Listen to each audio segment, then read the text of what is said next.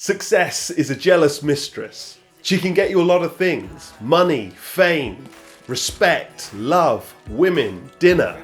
But if that's what you're chasing her for, she'll find out and dump you. You have to chase her for herself alone. Hi, I'm Gabriel. This channel is all about the stories of some great people, where I make projects and search for that bit of wisdom that set these people apart. Check them out and leave me a comment. You can also like and subscribe to see more. The world of sport has seen a lot of winners, but there aren't many who have seen the levels of success of Michael Jordan. By acclamation, Michael Jordan is the greatest basketball player of all time. He was the NBA scoring champion 10 times. He has the highest average career score. He is the highest paid player ever, and at one point earned more than his entire team put together. He has the most trophies ever. He is statistically the most efficient player ever. He's the only man to lead his team to 6 NBA Finals wins, and actually never lost an NBA Final. And finally, Michael won the scoring title and the Defense Player of the Year in the same season, making him the only person ever to be the top player at both ends of the game. But how did he do it? There's no I in team, but there is in win. And Michael Jordan wanted to win. To win at all costs. To win despite all torment and opposition. Being the richest sportsman really doesn't motivate you once you've succeeded. It's hard to push through when the reward is a Ferrari or a big house. We might make it a few weeks, months, a year maybe, but every month that goes by, that car gets older, there's scratches in the leather, the house style becomes a bit more dated. We really won't give everything every day for an old car and a house that we no longer like. But every day, in every practice, every match, every meeting and every boardroom, Michael Jordan simply wanted to win.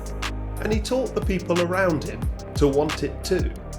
His teammates were often the sufferers of this motivation, but they were also the winners that his unyielding drive created. They came to respect and perhaps even understand Michael's belief that if they had a good reason, they could endure anything to win. Michael's team was the Chicago Bulls.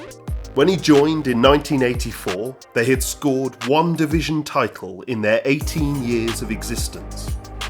Doug Collins became coach of the team in '86 and was so impressed by Michael's desire to succeed that he was to structure the play entirely around him. But when Phil Jackson took over 3 years later, his structure focused on the team. Initially, Michael was not a fan. The new structure would lose him the spotlight, the scoring opportunities, the fame, the glory. But of course, the other teams had already worked this out. If you disrupted Michael, you disrupted the whole team. This was famously made very clear by the implementing of the Jordan rules by the Pistons, which involved essentially swamping Michael Jordan every time he touched the ball. Which led, of course, to the Pistons winning several key games against Jordan's team.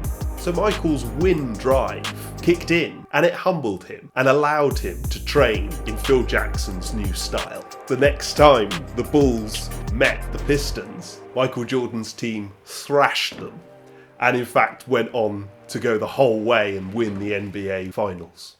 In 1993, Michael faced perhaps the biggest challenge of his life, when his father was murdered. His father had always dreamed of Michael playing baseball, and Michael quit basketball to follow that dream in honour of his father.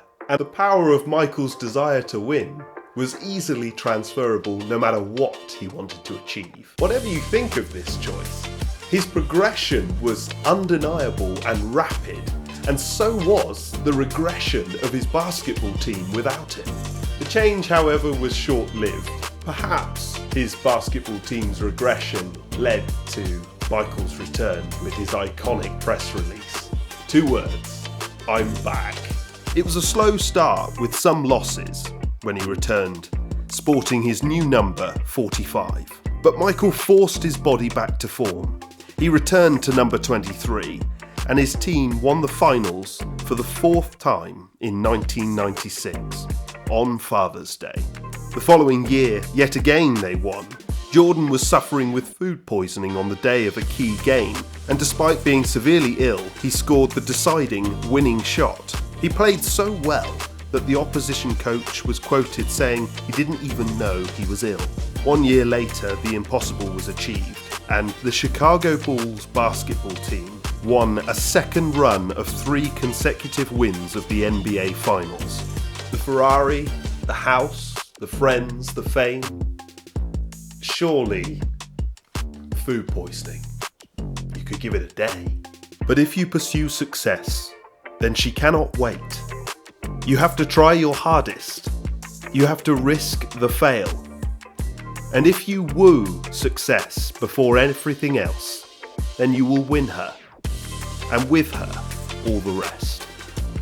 Michael said this: I can accept failure. Everyone fails at something. But I can't accept not trying.